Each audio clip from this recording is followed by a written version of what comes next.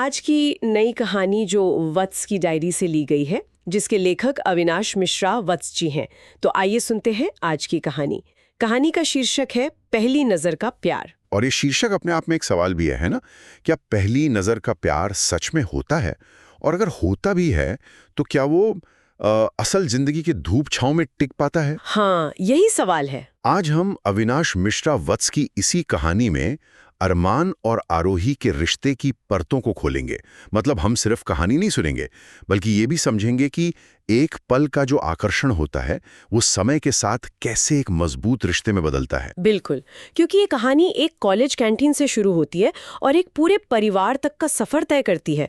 तो चलिए इस कहानी के किरदारों अरमान और आरोही के साथ इस सफर पर निकलते हैं और देखते हैं कि लेखक ने इस आम से लगने वाले विषय को कैसे एक नई गहराई दी है। बिल्कुल, शुरुआत करते हैं उस पहले पल से जहां सब कुछ शुरू हुआ, कॉलेज कैंटीन से। तो कहानी की शुरुआत होती है, जैसा आपने कहा, कॉलेज कैंटीन की एक टेबल से।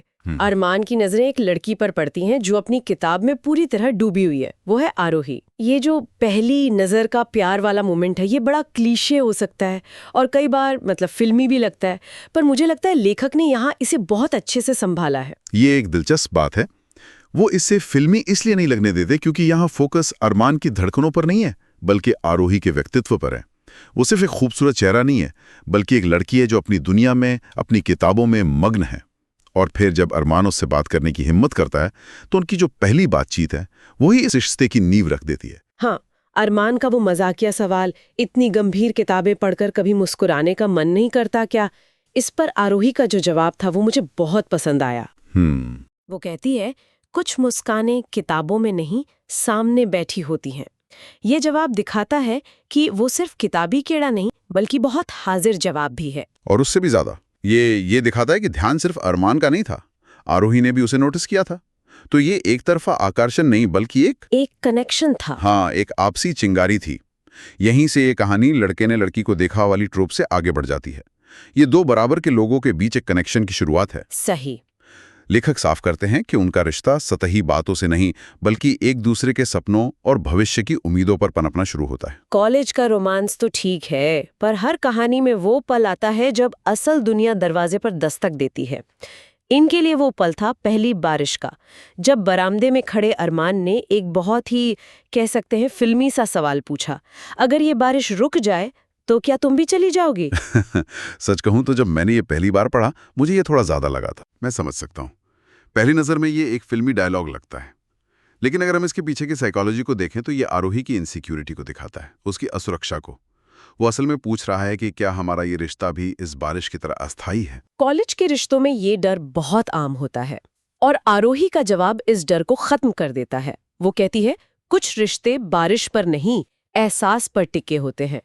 इस एक लाइन ने उनके रिश्ते को एक नई मजबूती दे दी। हाँ, और लेखक ने यहाँ बारिश का इस्तेमाल एक मोटिव की तरह किया है, जो कहानी में बार बार लौट कर आता है और हर बार रिश्ते के एक नए पहलू को दिखाता है।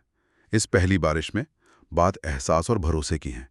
आरोही उसे यकीन दिला रही है कि उनका जो जुड़ाव है वो बाहरी परिस्थितियों पर निर्भर नहीं है। यहीं पर पहली नजर का प्यार, जिसे हम इन्फैचुएशन कह सकते हैं, वो एक गहरे इमोशनल इन्वेस्टमेंट में बदलना शुरू होता है। और ये इन्वेस्टमेंट तब और गहरा हो जाता है जब कॉलेज खत्म होने वाला होता है और बिछड़ने का डर सबसे ज्यादा होता है ना?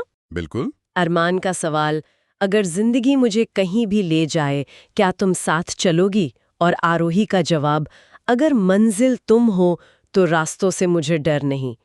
ये किसी वादे से कम नहीं था। ये वादा है, लेकिन इसमें कोई औपचारिकता नहीं है, कोई फॉर्मेलिटी नहीं है। ये दिखाता है कि उनका रिश्ता अब तक कितना मैच्योर हो चुका है। उन्हें बड़े बड़े शब्दों की जरूरत नहीं है, बस एक दूसरे पर भरोसा है। लेखक लिखते हैं, कुछ प्यार नाम मांगते नहीं, बस साथ निभाने का हौसला मांगते हैं। और ये हौसला ही उनके रिश्ते की असल परीक्षा की तैयारी थी। कॉलेज फिर से शुरू होने के बाद उनका रिश्ता और सहज हो जाता है। अरमान की वो चंचल लाइन है, अगर मैं तुम्हारे पन्नों में छुप जाऊं तो क्या तुम मुझे ढूंढ पाओगी? ये दिखाता है कि अब उनके बीच वो शुरुआती झिझक नहीं रही। सही कहा। अब वे एक दूसरे को छेड़ सकते हैं, मजाक कर सकते हैं। ये रिश्ते का वो दौर है जहां आप बड़े बड़े सपनों से हटकर एक दूसरे की छोटी छोटी आदतों को जानने लगते हैं, जैसे आरोही का बारिश में भीगना पसंद करना, या अरमान की मुस्कान में छुपी कहानियां। हाँ बिल्कुल, ये छोटी छोटी चीजें ही रिश्ते को मजबूत बनाती हैं। और फिर बारिश लौट कर आती है। कॉलेज फेस्ट के दौरान वे फिर बरामदे में खड़े हैं, लेकिन इस बार माहौल बिल्कुल अलग है। बिल्कुल। इस बार अरमान अपनी जेब से एक छतरी निकालता है और कहता है, अब सिर्फ तुम्हें भीगने नहीं देना। ये एक बहुत छोटा सा जेस्चर है, लेकिन इसका मतलब बहुत गहरा है। मनोविज्ञान में इसे पैशनेट लव से कंपेनियनेट लव की तरफ जाना कहते हैं। ये दिलचस्प है, इसे थोड़ा और समझाइए। देखिए, पैशनेट लव वो शुरुआती दौर है जहां जुनून होता है, एक नशा होता है, साथ में बारिश में भीगना रोमांटिक लगता है। लेकिन कंपेनियनेट लव तब होता है जब रिश्ता गहरा होता है और आप अपने पार्टनर की देखभाल, उनकी सेहत और सुरक्षा के बारे में सोचने लगते हैं। वो छाता सिर्फ बारिश से नहीं, बल्कि भविष्य की मुश्किलों से एक दूसरे को बचाने की इच्छा का प्रतीक है। प्यार अब सिर्फ एहसास नहीं, बल्कि एक जिम्मेदारी भी बन रहा है। और शायद इसीलिए इसी पल वे पहली बार एक दूसरे का हाथ पकड़ते हैं। लेखक ने यहाँ खामोशी का बहुत खूबसूरती से इस्तेमाल किया है। कोई शब्द नहीं, बस एहसास। हाँ, क्योंकि अब उन्हें शब्दों की जरूरत नहीं है। उनका साथ, उनका स्पर्श ही उनके रिश्ते की कहानी कह रहा है। पहली नजर का प्यार अब दोस्ती, एहसास और एक दूसरे की देखभाल की एक नई कहानी लिख रहा था। लेकिन असली परीक्षा तो अभी बाकी थी। कॉलेज की दुनिया से बाहर असल जिंदगी की दुनिया में, जहाँ करियर है, नौकरी का तनाव है और सबसे बड़ी चुनौती वक्त की कमी। ये वो स्टेज है जहाँ ज्यादातर कॉलेज रोमांस दम तोड़ देते हैं। और कहानीकार अविनाश मिश्रा वत्स यहाँ बहुत ईमानदारी बरतते हैं। वो ये नहीं दिखाते कि प्यार ने सब कुछ आसान कर दिया है, बल्कि वो दिखाते हैं कि प्यार को जिंदा रखने के लिए मेहनत करनी पड़ती है। जब आरोही काम की वजह से देर होने की बात करती है, तो अरमान का जवाब इस रिश्ते की मैच्योरिटी को दिखाता है। वो कहता है, कोई बात नहीं, तुम्हारे सपनों में भी मैं तुम्हारे साथ हूँ। ये बहुत बड़ी बात है। वो ये नहीं कह रहा कि मेरे लिए समय निकालो, बल्कि वो उसके सपनों को सपोर्ट कर रहा है। ये मैच्योर पार्टनरशिप की निशानी है। वो समझ रहे हैं कि एक मजबूत रिश्ते के लिए दो मजबूत और आत्मनिर्भर लोगों का होना जरूरी है। लेकिन कहानियां रुकती नहीं। लेखक ये भी दिखाते हैं कि सिर्फ सपोर्टिव बातें कहना काफी नहीं होता। उन्हें जल्दी एहसास होता है कि प्यार को हकीकत में समय और समझ की जरूरत होती है। बिल्कुल, वो दौर उनके लिए सबसे मुश्किल था। दूरियां बढ़ रही थीं, बातें कम हो रही थी। एक पल को तो ऐसा लगा कि शायद ये रिश्ता भी बाकी कहानियों की तरह खत्म हो जाएगा। और यहीं पर कहानी एक महत्वपूर्ण मोड़ लेती है। वो लड़ने या हार मानने की बजाय बैठकर बात करते हैं। वो समझते हैं कि उनके रिश्ते को अब एक नए चैप्टर की जरूरत है। और वो चैप्टर आता है उनकी जिंदगी में एक नए मेहमान की खबर के साथ। आरोही मां बनने वाली होती है। ये उनके रिश्ते के लिए एक रीसेट बटन की तरह काम करता है ना। उनका ध्यान अब अपने तनाव से हटकर एक आने वाली जिंदगी पर केंद्रित हो जाता है। हाँ, और ये रिश्ते के विकास का अगला और सबसे बड़ा चरण है। रोमांस और साथ अब जिम्मेदारी और समर्पण में बदल रहा है। ये एक ऐसी जिम्मेदारी है जो उन्होंने मिलकर चुनी है। उनकी दोस्ती, उनकी शरारतें अब नन्ही खुशियों की उम्मीद बन गई हैं। बेटी के जन्म के बाद वो अब सिर्फ प्रेमी प्रेमिका नहीं रहे, वो एक टीम बन गए थे। अरमान को एहसास होता है कि प्यार केवल रोमांस नहीं, बल्कि रातों को जागकर बच्चे को संभालना और साथ निभाने का एहसास है।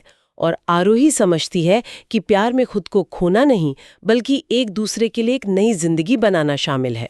उनका घर अब उनका नया कॉलेज का बरामदा बन गया था, जहां सुबह की रोशनी और अपनी बेटी की मुस्कान उन्हें और करीब ला रही थी।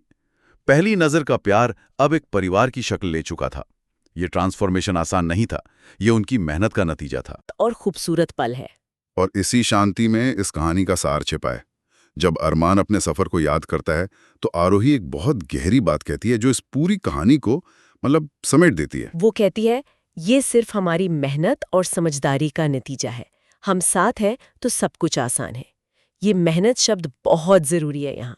बिल्कुल, यही इस कहानी का कोर थीसिस है।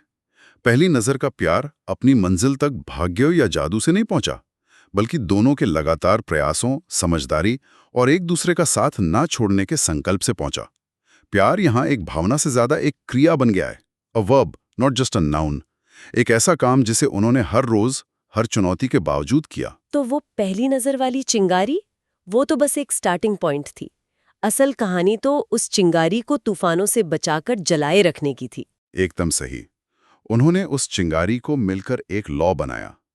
उनका रिश्ता हर चुनौती के साथ और भी गहरा और मजबूत होता गया। लेखक अंत में लिखते हैं, पहली नजर की मोहब्बत अब पूरा जीवन, पूरा परिवार और अनगिनत यादें बन चुकी हैं। ये एक खूबसूरत अंत है जो दिखाता है कि कैसे एक पल का एहसास एक पूरी जिंदगी में तब्दील हो सकता है।